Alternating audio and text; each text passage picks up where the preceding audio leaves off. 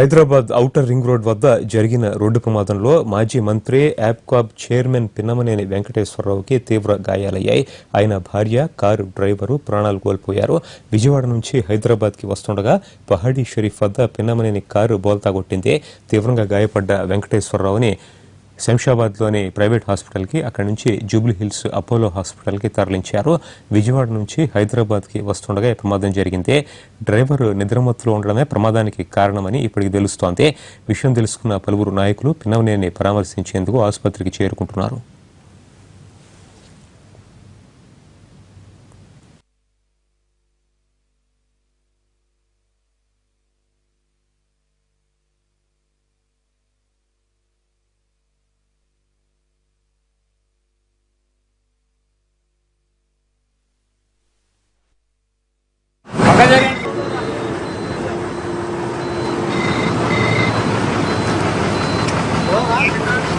ఈడ ఒక యాక్సిడెంట్ అయింది.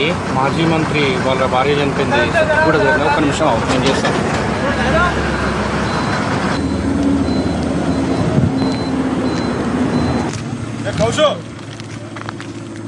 ఆయనకప్పుడే చెప్పలేదు.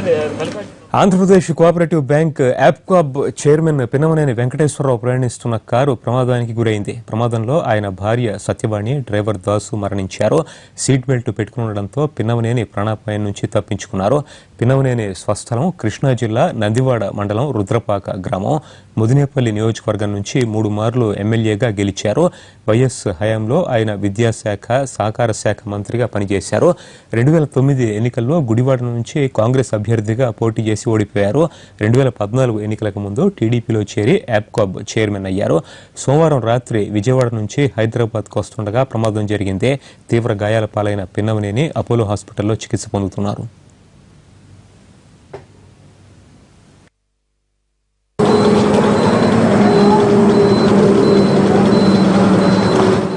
హాస్పిటల్లో చికిత్స పొందుతున్న పిన్నమనేని వెంకటేశ్వరరావుకి ఈ ప్రమాదం లేదన్నారు ఆయన సోదరుడు మల్లికార్జునరావు. అతివేగం, డ్రైవర్ నిద్రమత్తులో ఉండడంతో ప్రమాదం జరిగిందన్నారు. 135 కిలోమీటర్లకు పైగా వేగానికి తోడు మధ్యలో డ్రైవర్ నిద్రమత్తులోకి జారుకోవడంతో డివైడర్ని ఢీకొట్టిన కారు 3 పల్టీలు కొట్టిందని వివరించారు. ఈ ఘటనలో పిన్నమనేని భార్యతో పాటు డ్రైవర్ అక్కడికక్కడే మృతి చెందారు. నిద్రపోవడం వలన, ఏదైనా కొంచెం స్పీడ్లో వెళ్ళటం వలన కారు వెళ్ళి డివైడర్కి తగిలింది. రోడ్డు ర్యాంపు తగిలింది, పక్కన ఉన్న ర్యాంపుకి.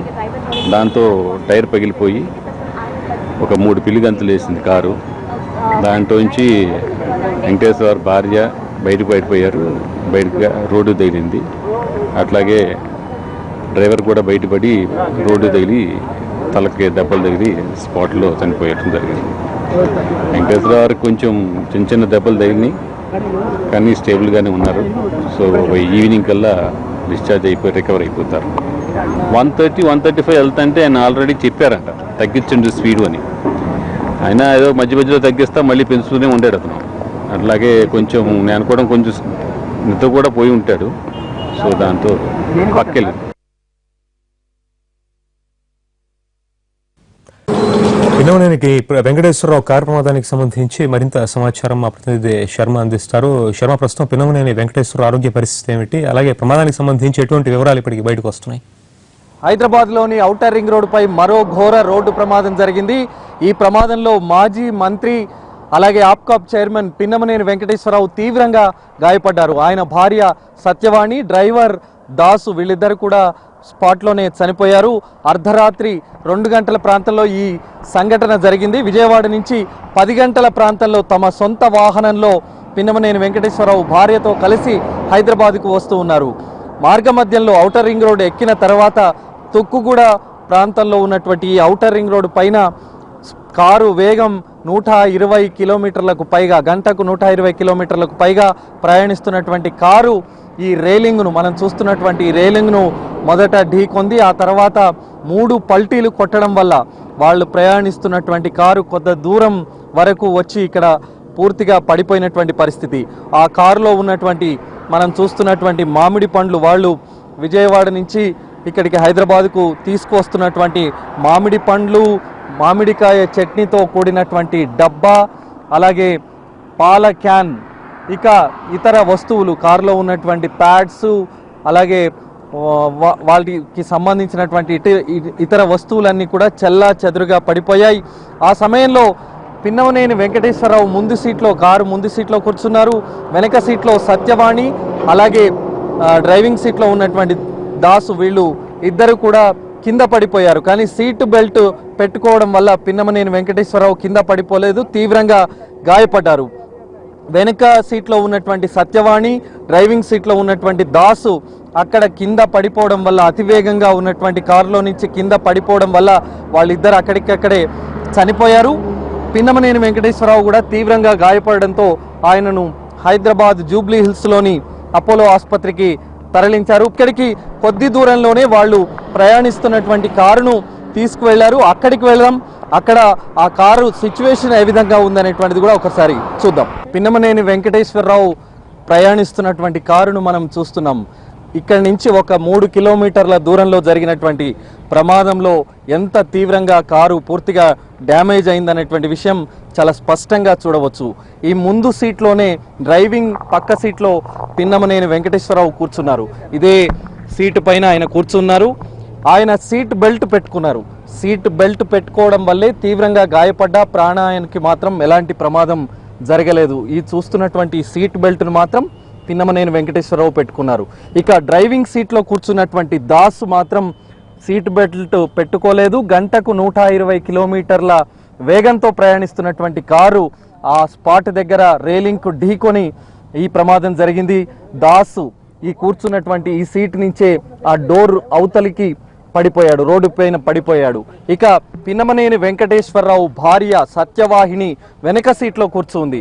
ఆ సమయంలో ఆమె నిద్రలో కూడా ఉన్నట్టు తెలుస్తోంది. ఆ సంఘటన స్థలాన్ని బట్టి చూస్తే ఆ సమయంలో ఆమె కూడా ఇక్కడ ఉన్నటువంటి సీట్ బెల్ట్ను కూడా వాడలేదు, ఉపయోగించలేదు. దానివల్లే ఆమె ఇక్కడి నుంచి ఇటువైపు పూర్తిగా ఎడమవైపు కింద పడిపోయింది.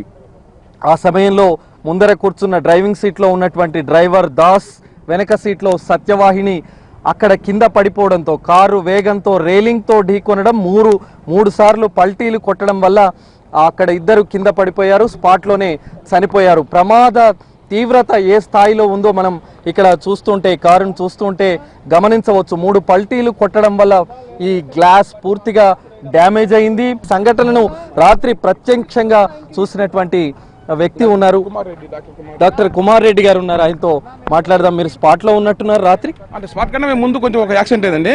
మేము అక్కడ వచ్చేసాము. మాకు 11:45 మధ్యలో మాకు పెట్రోలింగ్ వాళ్ళు ఫోన్ చేశారు, ఇక్కడ యాక్సిడెంట్ అయింది. మేము వెళ్ళాము. ఇది అవుటర్ రింగ్ రోడ్డు మీద 124 కిలోమీటర్ దగ్గర యాక్సిడెంట్ అయింది. ఈ టైర్ బరస్ట్ వల్ల అక్కడ డివైడర్ గుద్దుకొని కాలు పల్టీ పడిపోయింది.